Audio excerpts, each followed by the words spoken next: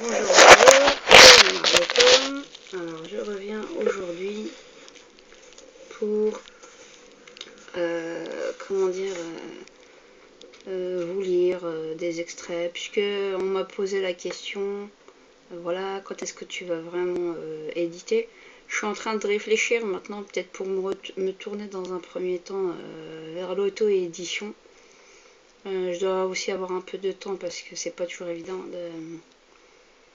Ouais, vers l'auto-édition, peut-être électronique dans un premier temps, ou sur internet, je suis en train de voir, je suis en train de réfléchir. Puis pour le support papier, on verra peut-être plus tard, je verrai bien, parce que j'ai envie de bien peaufiner les choses avant d'envoyer à des maisons d'édition. C'est pas toujours évident, comme il y a tellement de monde aussi qui envoie.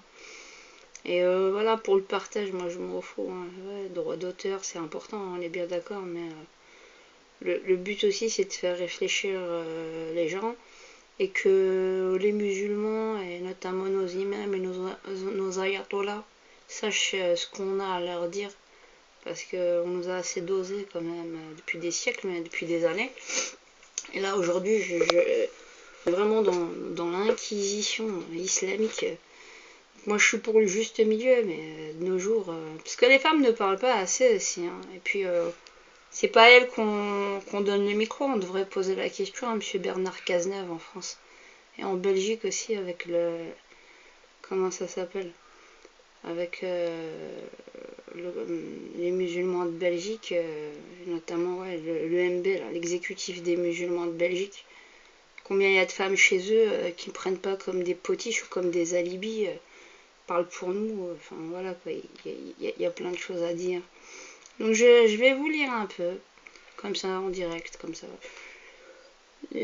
sur les... Donc sur des reproches que je fais à certaines personnes.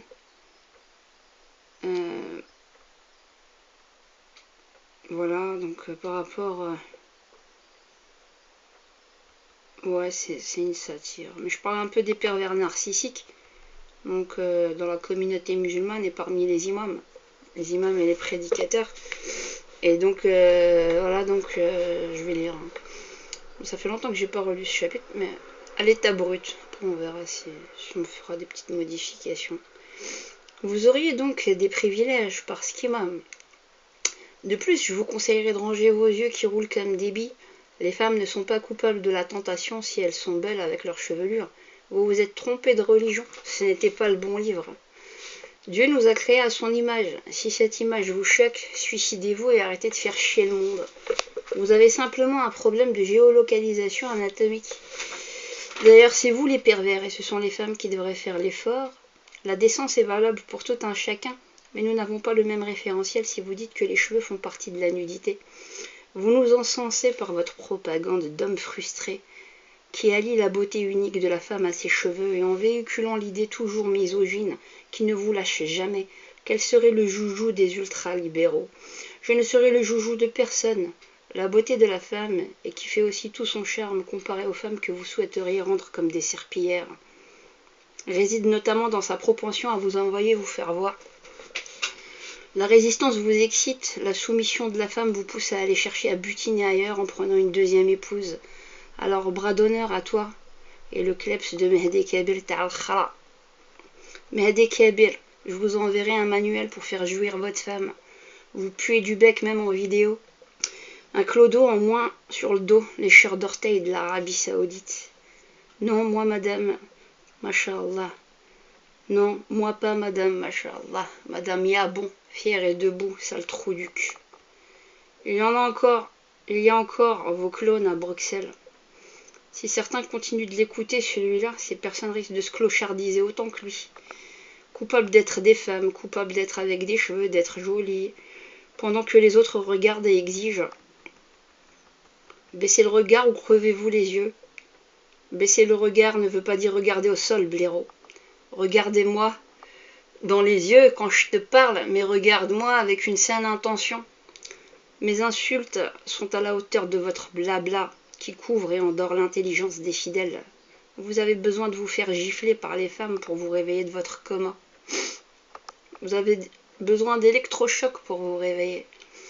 Nous ne sommes pas en l'an 600, mais en 2017. C'était à l'époque. À l'époque, c'était pas si loin. Je dis donc aux femmes qui souhaitent se faire respecter réellement et non superficiellement, d'envoyer bouler les hommes et leurs propres maris. Certains de ces imams ont eu tendance à généraliser sur les femmes. Aujourd'hui, c'est à mon tour. Mes chères sœurs, les hommes, c'est comme des chiens. Envoyez-leur leur frisbee, ils reviendront en courant vous l'apporter. Envoyez-les bouler au lit, ils seront encore plus amoureux de vous et doubleront d'affection pour gagner vos faveurs. Il ne faut pas trop donner, sinon c'est fade, et vous vous ferez vite traiter comme une moins que rien, comme une traînée, et comme si tout leur était acquis. C'est cela qui se passe dans la vraie vie, et pas avec vos théories de merde qui argumentent de devoir se donner un maximum, ce serait bon pour la santé. Tout excès est nocif. Les jeunes s'éclatent un maximum, la fille se donne à fond, et au bout du compte, elle se fait larguer pour que monsieur aille butiner ailleurs.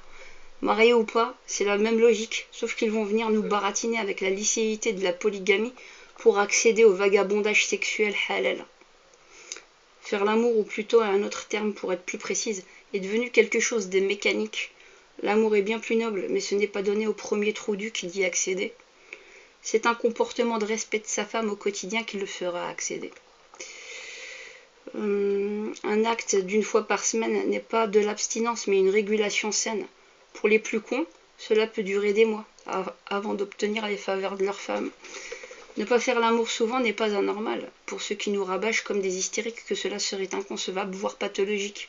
C'est une question de moment et de disposition. Il n'y a pas de règle. Pas besoin d'aller voir des psys ou aller pleurer chez les imams pour raconter la vie de vos orifices intimes.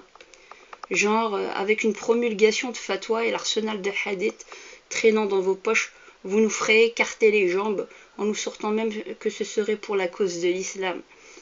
Nous risquerions à les entendre de se faire maudire matin, midi et soir, à la maison, devant le seuil de la porte, et même d'être poursuivis par les anges dans le rétro de la voiture. Autant fuir et prendre la route une bonne fois pour toutes. Cela ne donne pas envie de rentrer à la maison, sachant qu'ils nous attendraient tous devant le pas de la porte. Je parle des diables et non des anges. Les anges sont bien au-delà de ces querelles maritales. Les caresses, les marques d'affection et de tendresse nourrissent au quotidien la vie conjugale. Ce sont en réalité des préliminaires sur plusieurs jours. Ne croyez pas naïvement, chers messieurs, que vos femmes se donneraient un seul instant en fin de semaine lorsque toute la semaine vous auriez été infect, froid, réprimant, dénigrant. C'est vraiment croire encore à votre âge au Père Noël. Il est temps de grandir. Moi, je vais m'arrêter là. Bon commentaire.